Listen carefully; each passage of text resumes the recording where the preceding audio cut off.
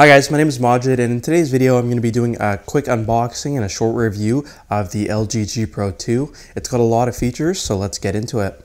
Alright guys, so taking a look at the box of the LG G Pro 2, you'll notice that it is a very big box with a very big phone inside. We'll get to that in a second. I just want to clear up, this is the Korean version of the phone, so we got it shipped from Korea.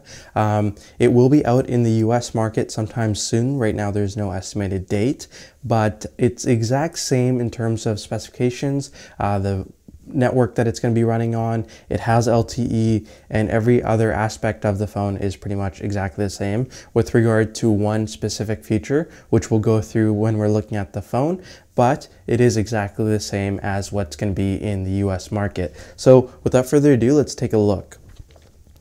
Now, opening up the box, the first thing you'll notice is the LG G Pro 2 itself. I'm going to take that out and put it to the side. Underneath you have a whole bunch of accessories. The first thing is a pair of headset.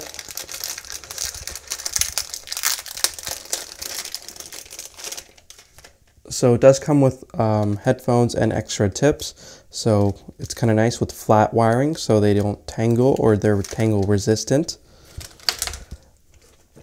You have some paperwork included as well, some stuff from Korean companies that most likely won't be useful if you're ordering this for the American market. So I'm going to put that to the side. The interesting thing is the phone actually comes with two batteries. This is one of them. The other battery I have in the phone itself, since I have opened it and put it together. Just wanted to give you guys a run through of what comes in it. So this is one of the batteries. It has an international power adapter, or I guess this would be from Korea. So any country that uses this power adapter, that's where it's for. It wouldn't really work in the North American market, but you'd have to get a different power adapter for you to charge your phone. Now, one of the coolest things it comes with is actually a dock. So it has a slot. Let's open it up.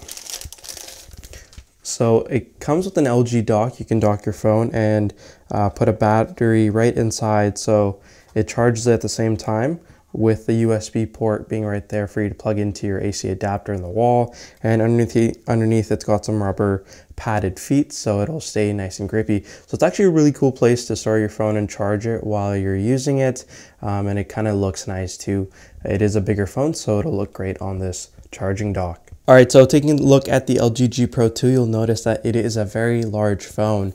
It's actually one of the largest phones on the market. It has a screen size of 5.9 inches.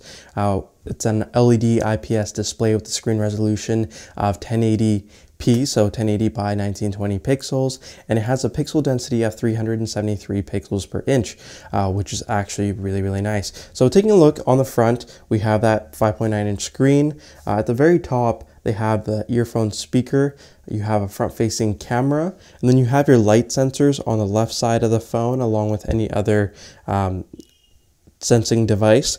At the bottom, you have an LG logo. So another thing you have to notice about this phone is that the bezels are very, very slim.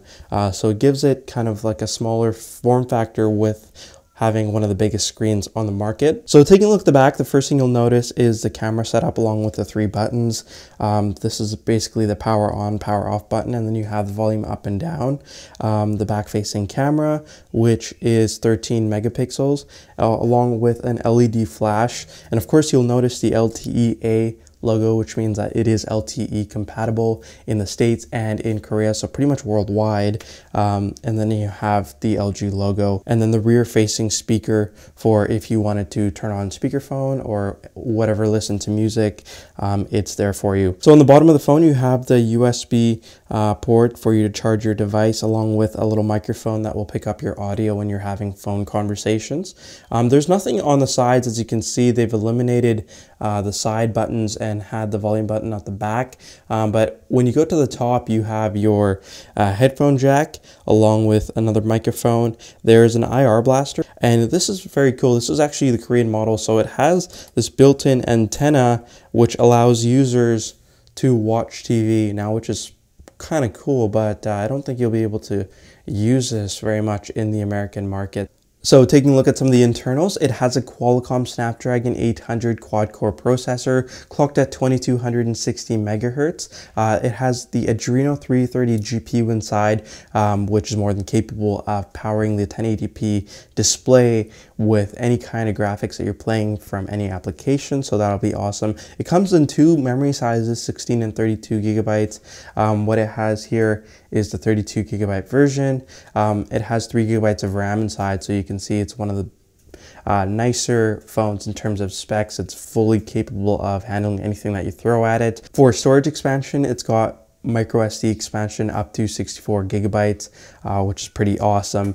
And as I mentioned, it comes with 2 batteries out of the box, and they're both 3200 milliamp hour batteries, which will give you a significant amount of time in terms of usage. But if you do run out, you have the option to just take out your battery and put in the spare, which will be charged thanks to the dock, which is awesome. All right, so in terms of connectivity, this phone is fully featured. It features Bluetooth 4.0, Wi-Fi 802.11a, BGN, and at 5 gigahertz, and AC, which is the current Wi-Fi standard. And of course, it lets you have the ability to set up mobile hotspots and share your internet with other devices. For USB, it uses USB 2.0, and it's using the micro USB connector, which is again on the connector that I showed you for the USB port. And in terms of features, it features NFC, DLNA, and DLNA is actually really cool if you have a TV that also has that. You can share files and watch stuff from one device to another, so that's definitely really cool. Now, just before we end off our video, I just want to give you guys a comparison of how big this phone actually is.